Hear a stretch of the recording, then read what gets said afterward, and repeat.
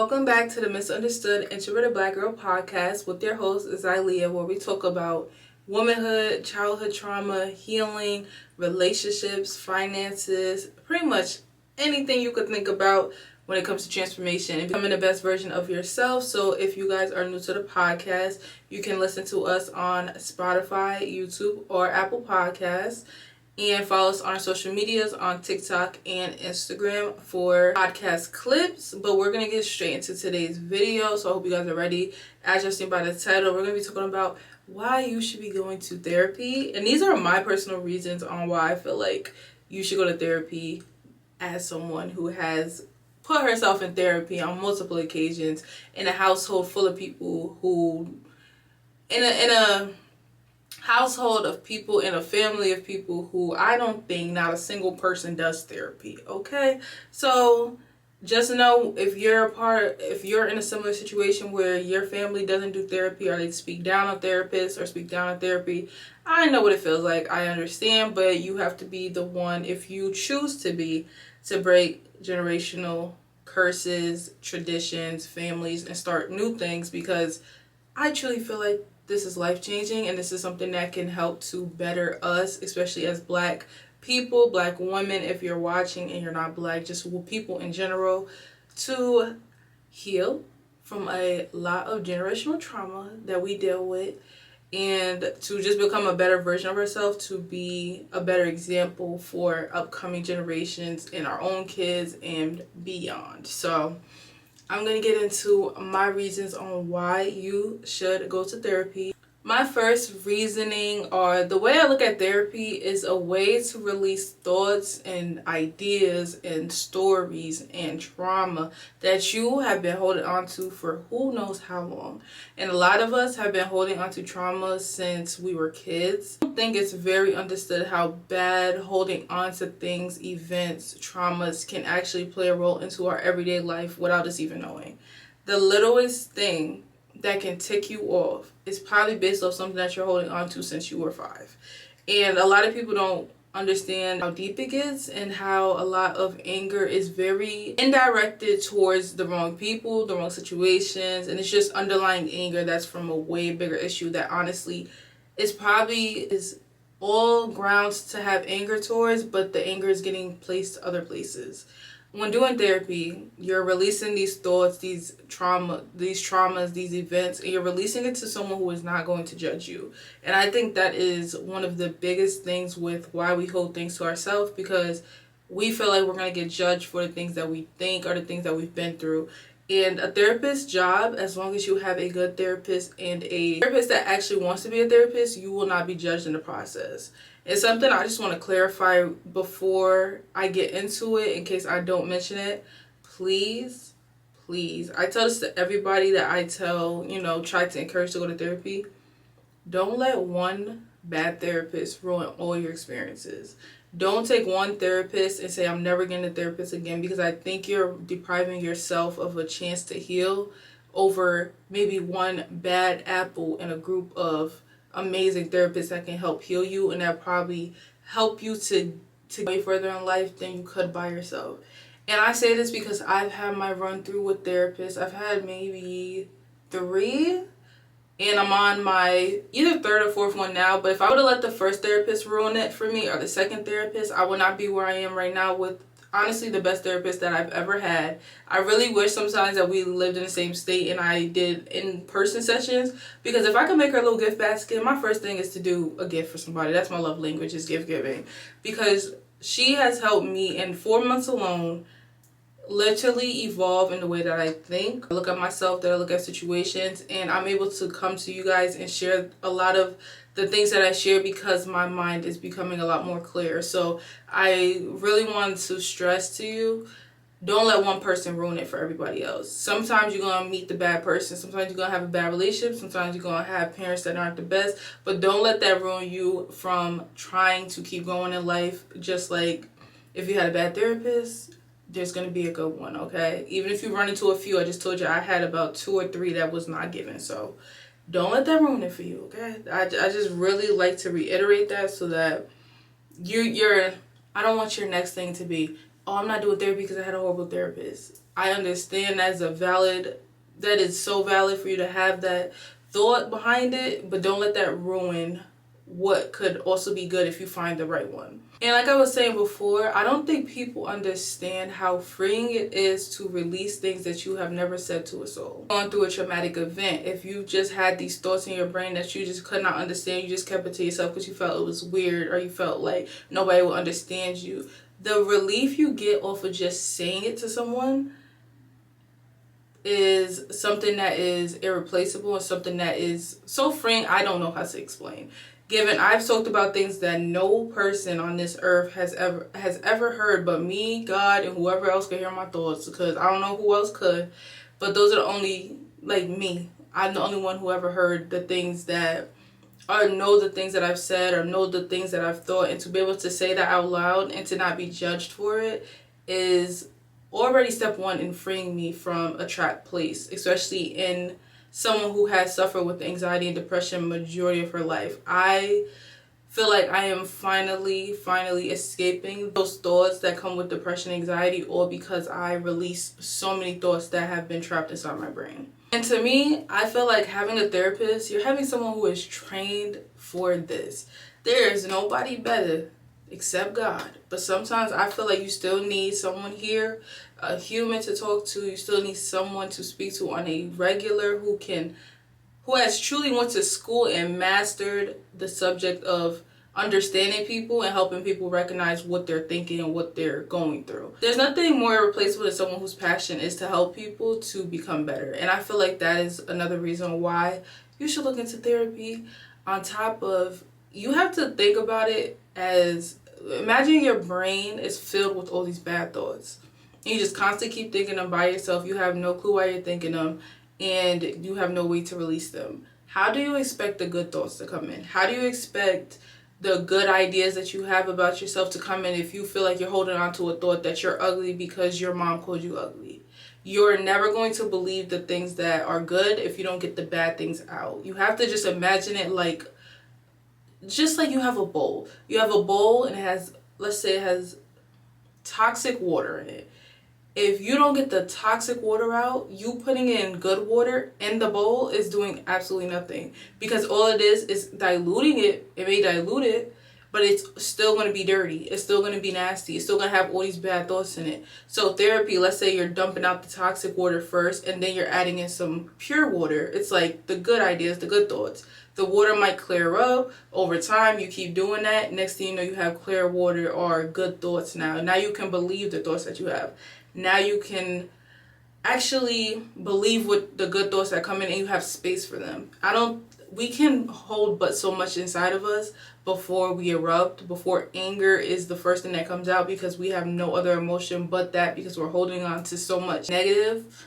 And if y'all have not read, I'm currently reading The Body Keeps Score, and the way trauma is stored in the body is real. I think maybe the number one killer they be saying, or the number one symptom or reason for a lot of health issues, because it's that real, is how bad holding on to stress is bad for your body in the physical sense, let alone the emotional and the mental sense. I also feel like sometimes we just need to hear compassion, and we're human. So I think this is something that a lot of us, if we just heard it's okay, if we just heard I hear where you're coming from, you were traumatized, I see why this happened because you remember when you told me as a kid this happened to you, it helps to just make more sense to you on why you are the way you are, or it helps you to feel like someone understands.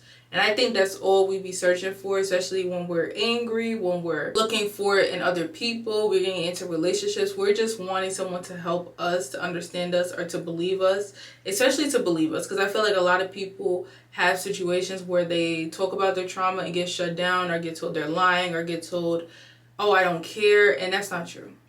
Especially if you found yourself a good therapist. And I feel like they are the best people to talk to, because your friends can hear you, your friends can listen, but I feel like they have a lot going on too. And it's something I had to learn, is like trauma dumping is not something I'm a fan of, and I don't plan to. I don't currently have friends, but when I do get friends, I don't want to trauma dump all my life stresses onto them, knowing that they're going through stuff too. I honestly feel bad that I do it to my therapist, but she is a therapist.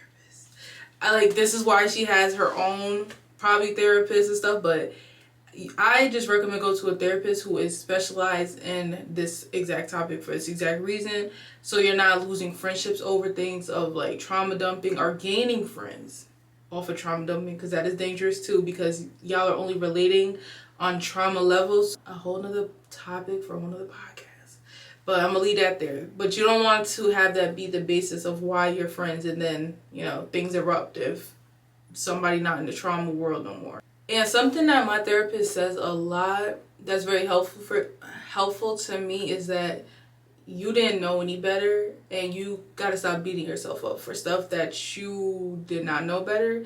And if you know better now, you're not doing those things, so why are you stressing about things you did in the past?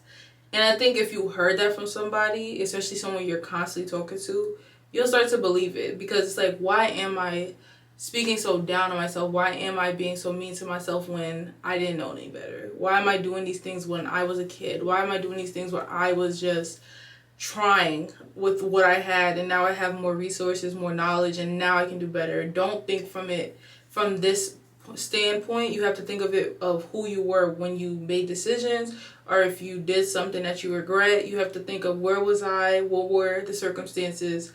If I knew better, would I have done better? Okay, but you weren't, so you have to come to peace with that. Those are the type of things that I learned in therapy that I feel would be so helpful for you listening if you don't do therapy, just to hear those type of things from therapists. Another thing with keeping trauma stored is that you are operating out of a place of hurt, you're operating out of a place of anger, out of stress, and I know for myself personally, there are a lot of things that I've said and done that I know deep down in my heart have hurt me to do, but I couldn't get myself to stop doing it because I was so angry, because I was so hurt, because I didn't know the proper ways to cope with my emotions. I didn't know how to handle my emotions. I was directing anger that wasn't towards people to that person because they were just the person that was there. And there's a lot of situations where that gets out of hand. There's a lot of situations where that goes way beyond what it should have. And especially in a relationship sense, if you know you love that person, but you know you're acting out of a trauma-based mindset, these are the reasons why I feel like you should start therapy or get into therapy, so you can stop doing that to your partner before it gets really bad, really quick.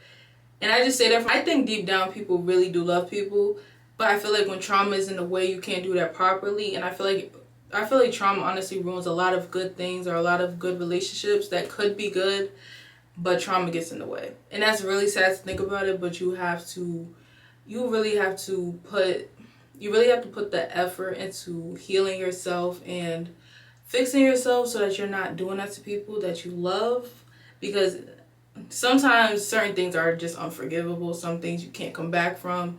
I know a lot of us deal with our parents, another topic, another podcast episode for another day, but a lot of our parents are dealing with a lot of trauma that come off to us as we're growing up, and then we're dealing with it. We have to unlearn things that were said to us, told to us because we were kids, we believed our parents. It's just a whole cycle that someone has to stop in the family, okay? Someone has to cut the rope to it. We gotta heal it. We gotta start changing things and just trying to do better. We're not gonna be perfect, but we gotta try to start doing it a little better than what we were taught and what we learned growing up. And a lot of these things that you don't care about, you let go of, and you know you really didn't. You're just trying to push it down, but deep down, it's killing you. And you think, oh, I'm not mad at the lady at the store because she didn't give me an extra ketchup. No. It's way deeper than that. You're mad about something your mom did to you. This lady is now putting you in a position to feel like the way your mom did when she did something to you. Now you're taking it out on her. Now you're extra angry over ketchup. And then when someone says, it's just ketchup, it's not ketchup, it's the principle. Sometimes it be deeper. Okay? Sometimes it be deeper. And if, say you healed that thing with your mom, when that lady didn't give you ketchup, you would have walked in there and said, excuse me, ma'am, can I get a ketchup? You forgot. Have a good day. It's deep. It gets deep, okay? It really does. And in many of these instances, like I just named, sometimes, and I was watching a Sarah Jakes Roberts sermon, I think when she was younger, and she said, the little girl in me is making decisions that the adult version of me is going to have to pay for. And with that being said, when you are unhealed, usually you're unhealed at the age at which it happened. And for majority of us, most of our trauma happened when we were kids. So if something happened to you when you were 5, how does a 5-year-old act? That is how you act in situations where you don't know how to handle your emotions, where you get triggered by something that is triggering from the traumatic event you went through, but you're a grown-up now. So to you, you're like, oh, I'm over that.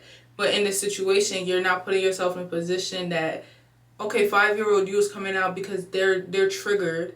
And how does a 5-year-old act when they get mad? They scream, they yell, they hit. Let's say you scream, you yell, and you hit somebody, and then they press charges. Let's say that goes through, and now you're in jail. Your younger, unhealed child is going to run the show for as long as you let them. You have to, almost in a way, parent her or him. You have to tell them it's going to be okay. You got to tell them, the things that happened to us, they weren't right, but we're going to get it together. You have to really talk to yourself like you're your own parent, especially if your parents didn't do it for you. And it is sad to say, but some of our parents just didn't do it for us because they couldn't.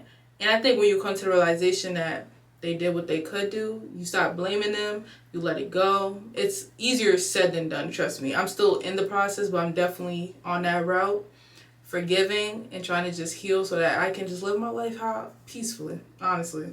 Peacefully, not holding grudges. It hurts so much more, and it's so much more exhausting to hold a grudge than to release it, let it go, and take your power back. And I think that this opens up a topic for why kids in this generation act the way they act, because usually when a child is acting out, if you're older and you were that child, or if you're holding on to something that somebody does not know, I think that that's a whole nother podcast episode.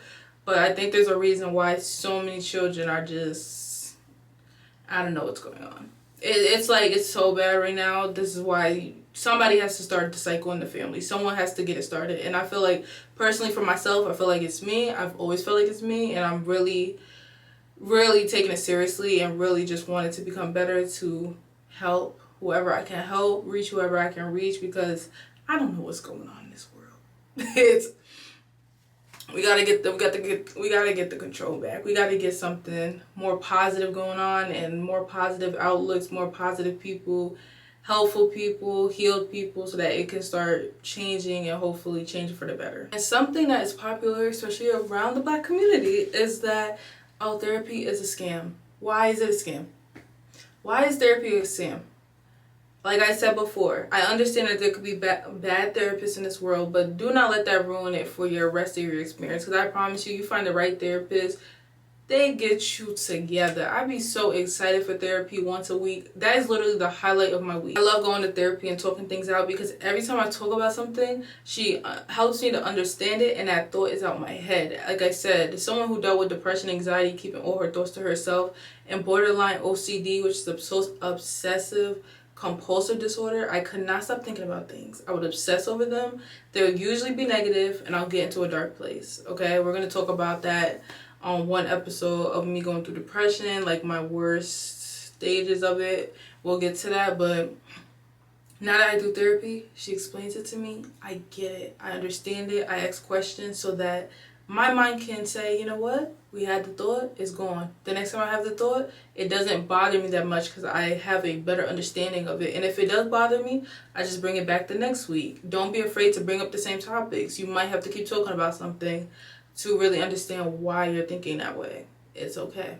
It's just you and that therapist. Nobody else knows the conversation, and you can talk about whatever you please, okay? Another thing, therapy, it's free majority of the time. So if you have insurance, check with your insurance what it's labeled under, what they allow you to do, because they don't talk about it at all. But most insurances do cover weekly therapy sessions. I have not paid a dime to go to therapy, and that is something that is unfortunately offered, but like I said, not promoted. Like, oh, you should go to therapy because we offer it. No, they don't. Especially Black people, no. And so I'm telling you, check with your insurance. Honestly, you don't even have to call the insurance if you don't want to. You go to a therapist and they could tell you by running your insurance card if you qualify or not. And most of the time you will, because there's some sort of therapy, mental health thing within your insurance. Just like if you go to the doctor, they cover it. It's something like that. And like I was saying, when people say, oh, Black people say therapy is a scam because they get paid, one day I'm going to get paid for content. I have gotten paid for content. Does that mean I don't love what I'm doing? No, You gotta eat, you go to work, right? They gotta eat, they working. Just because they're getting paid does not mean they're scamming you, unless you are with a scam artist or a fake therapist, okay? Trust me. I've been through therapists. It's not a scam, okay? We can stop. It just sounds like you just want an excuse not to go, but I think you should go. And that's going to be the last thing I talk about for this podcast episode. So I really hope that this was a good episode. Let me know what y'all think in the comments. Don't be afraid to comment your thoughts. If you're listening on Apple Podcasts, you could rate the show and give a rating, and I believe you could leave a comment. But thank you so much for tuning in and listening. Be sure to follow us on all our socials. We're on Instagram and TikTok, and you can also listen to us on YouTube or Apple Podcasts. Always remember, you have now found a safe place where you are accepted for who you are. I want you to know that you have a purpose in this life, even if you don't know what it is yet. I love you, and I'll talk to you soon.